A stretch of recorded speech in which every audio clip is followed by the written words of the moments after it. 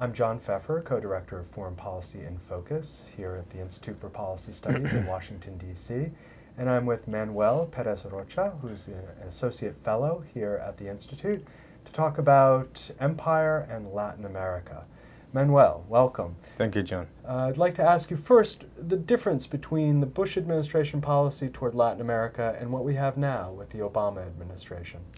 Well, it may be too early to say. As you know, Obama just completed his first 100 days. But what we have already seen is a difference basically in tone. Well, we had a very hardline Bush presidency towards Latin America. What we are witnessing now with Obama is a soft line or a soft diplomacy attitude towards Latin America. It has been, I think, a dramatic diplomatic shift. Which has been recognized by everyone in Latin America, that the change of tone, and this is something that was really expected. Basically, Obama is trying to dispel this vision of Latin America being the backyard of the United States and to start building a relation of more confidence based on mutual respect and mutual interests. That is the tone of the new administration. So we have a new tone. Would you say that U.S. imperial relationship with Latin America is now over? No, well, that's different maybe. The important thing here is that substance. We still need to see important changes in substance. There are many issues that remain unresolved. And there is also, parallel to what I said, there is also a notion that Obama has to swim against a very strong current, which are the U.S. interests, the interests of corporations that prevail in Latin America.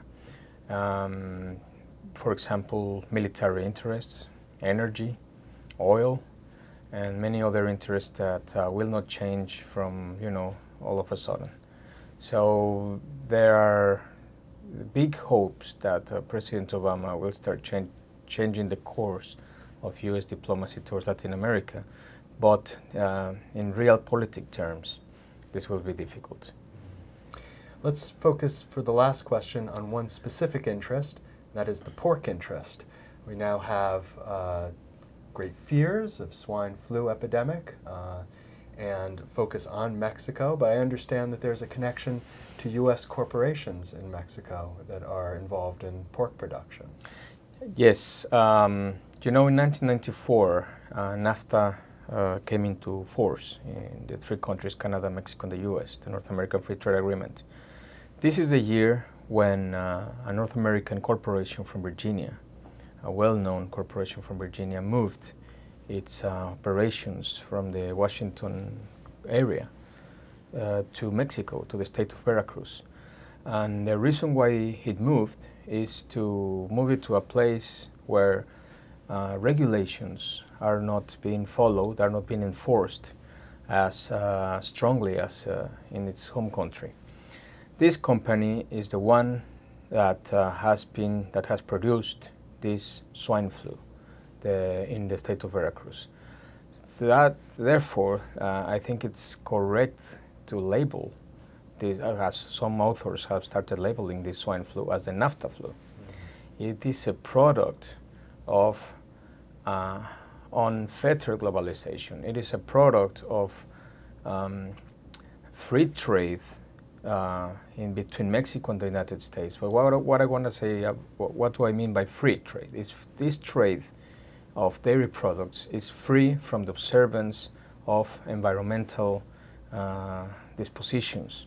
It's free from having to comply with many regulations that would have avoided the swine flu that we are at the moment witnessing, and that at the moment is just extending between Mexico, the U.S., and many other countries. So I think that what we need to do is really to continue discussing the importance about putting strong regulations between our countries and particularly in the relation between Mexico and the United States. Very good. Well, thank you, Manuel. Thank you, John. Manuel Pérez-Rocha, and he's an associate fellow here at the Institute for Policy Studies. If you would like to read more of Manuel's work, you can go to Foreign Policy in Focus, and we're on the web at www.fpif.org. Thank you.